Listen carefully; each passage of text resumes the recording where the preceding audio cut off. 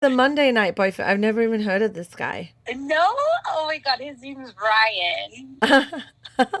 He's he's so cute. He's in his like early 30s, I want to say. Mm-hmm. And he doesn't have kids or anything, and he like kind of like lives with his parents, but like he pays for his parents' house or whatever.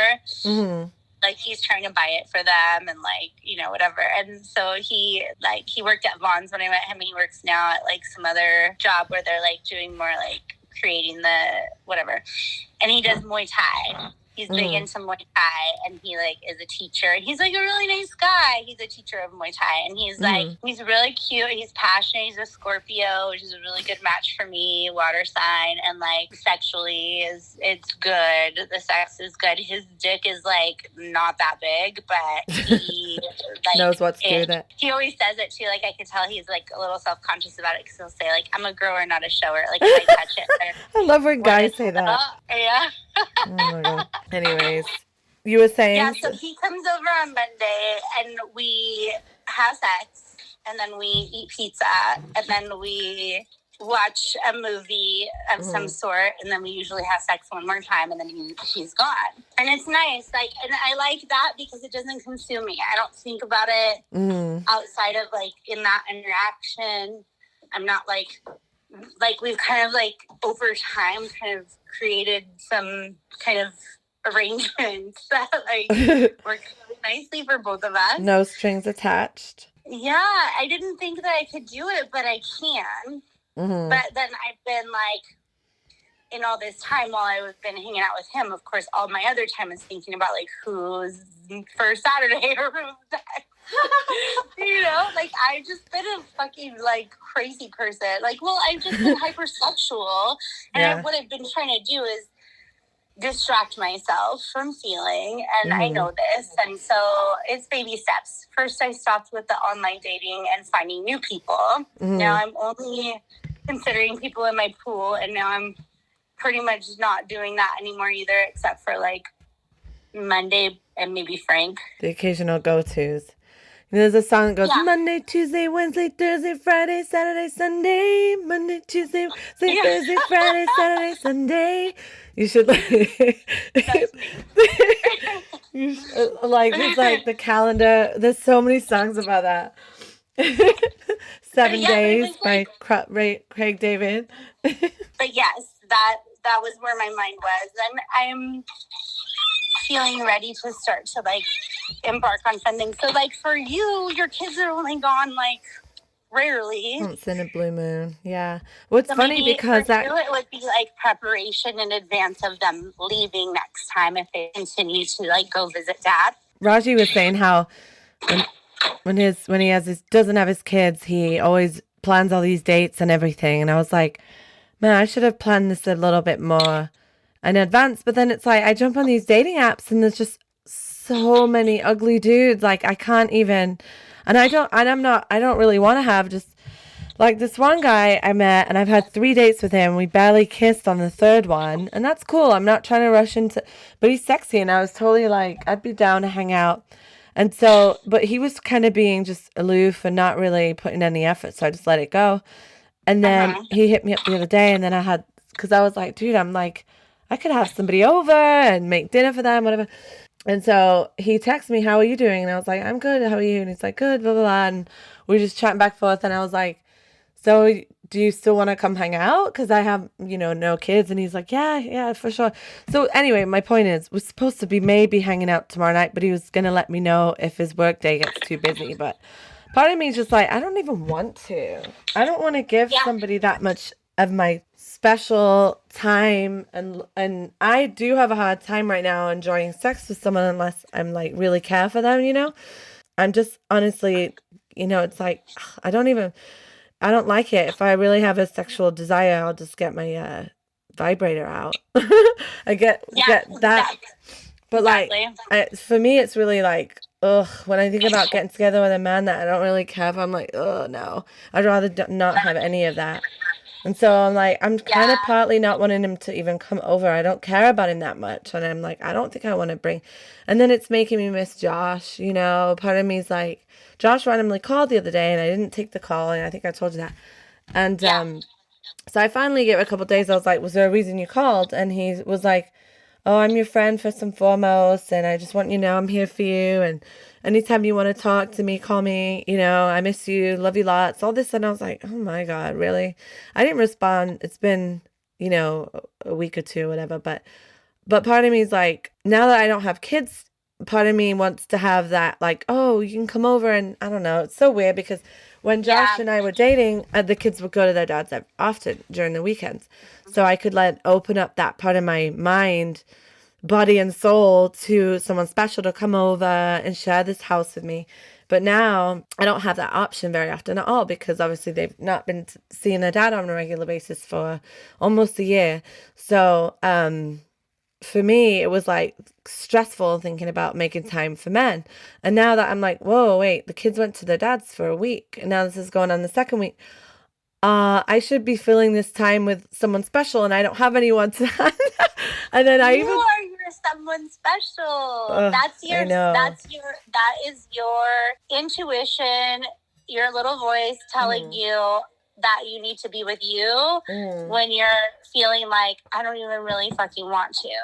Right. And you're in a much healthier place than I am, or even especially was in a few months ago. But I wouldn't even listen to that voice. And that's last night when this guy wanted to hang out, I was just like, my friend told me this thing, it's either fuck yes or fuck no. And I just kept thinking I don't really want to. I really don't feel like it. And then I'm just like, well, it's fuck no then. Why do I keep trying to make myself get in the mood to go meet this guy or whatever? I don't even want to. Why am I not listening to my voice? Yeah. Why am I not listening to my head? Because it's that I want to feel loved and I don't feel loved. And that's exactly where we need to go back is inside to feel love. We're not going to get it from anyone else.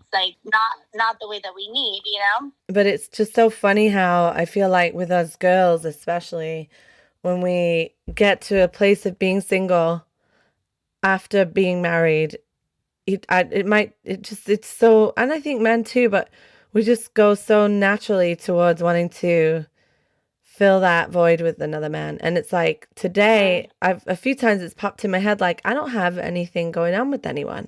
I usually always have something, dating of some sort with someone, even in between relationship. I haven't obviously been with Josh in a relationship since January, February, whatever. But in between that, I was with the other guy for about a few months, and then I was always with somebody in some form. It feels like even though I wasn't tied to somebody, living with somebody in a serious relationship, I was always sort of got something going on with somebody. So those long periods of time when I have nothing going on with anybody, it feels weird. It does. It feels weird. Even though I've been single from my ex-husband for almost 7 years. But in between that, I've had love interests, whether I've been dating somebody casually or, trying to start to date somebody that didn't turn out into something that lasted 3 months, that lasted 4 months, that was 5 months, that was 6, that was a year, one thing after another. It's kind of funny. Yeah. I haven't had anything serious at all occur or anything anywhere near to it. But yes, there's always been at least since Daniel, there's just been somebody.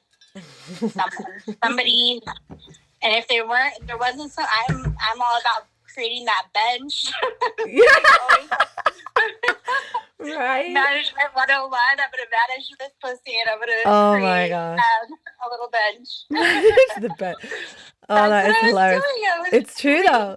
Way too many fish in the sea to have one little tiny chair in the corner of the room. May as well have a bench waiting.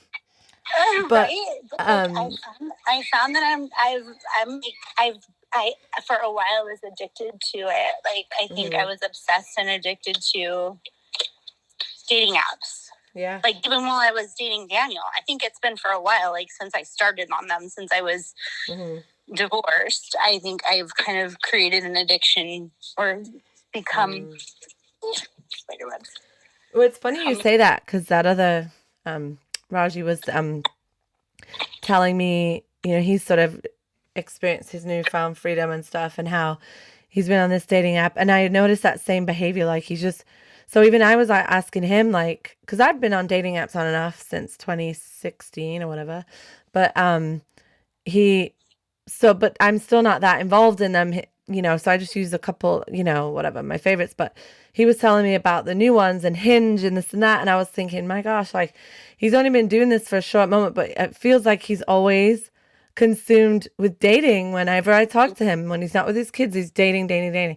And it becomes quite addictive in its own, some people get more addicted to that than others. But I think, that can be part of what stops people having permanent serious relationships a lot of the time. It sort of gets in the way, what the things we've got out there, that choice. It's almost like porn addiction. Like in the old days, people would get addicted to porn magazines and stuff because it was all just there, choice, choice, choice. But now it's like real live people can satisfy that.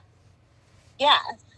Because like I would use it to find women while I was dating him, and there were times when like we would have rough times when I would look at guys. I would add guys to it, and like I would chat with them, even like I wouldn't do anything, but I would like do that, and like and then like only when things were bad or when we would break up or whatever, but still I did. And like just my obsession with it, I think, now I'm starting to try to heal from this whole thing, and I need to look at things from all perspectives, not just mine, and like I can see how maybe some of his bad actions were a result of mine.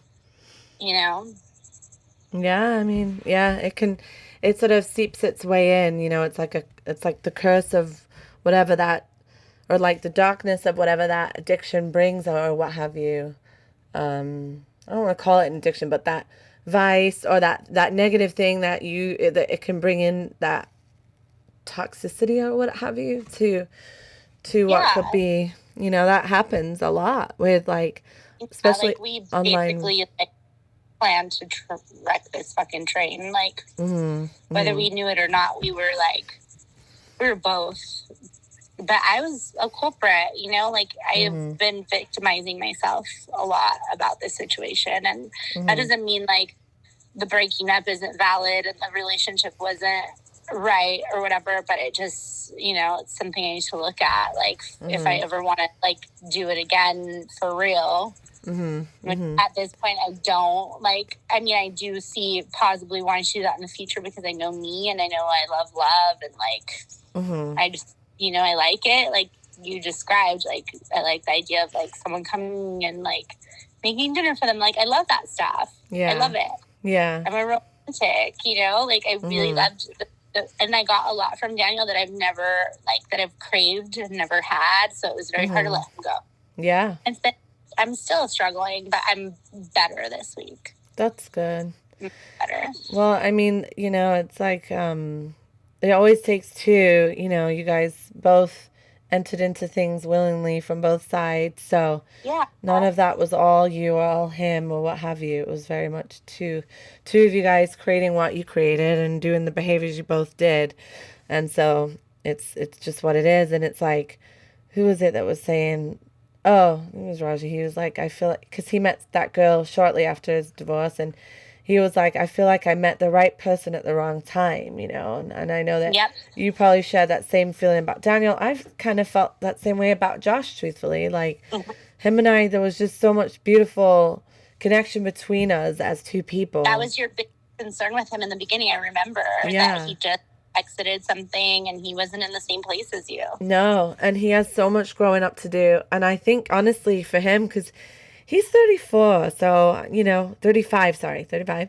So he's 6 years younger than me. And hello, like a guy who he's still trying to get back on his own 2 feet after leaving mom's house, going straight to his wife. Like he still was a young boy in so many ways in his head, in his life. And I can't ever see him being at a place where he would be somebody that could be a man in my life that I would need for maybe like 15 years. And by that point, dude, I'm too old to be trying to fuck with you. I'd like to, I mean, who knows, but you're going to find your man. So yeah, hopefully. But it's just kind of sad because like so much about us just connected. So, you know the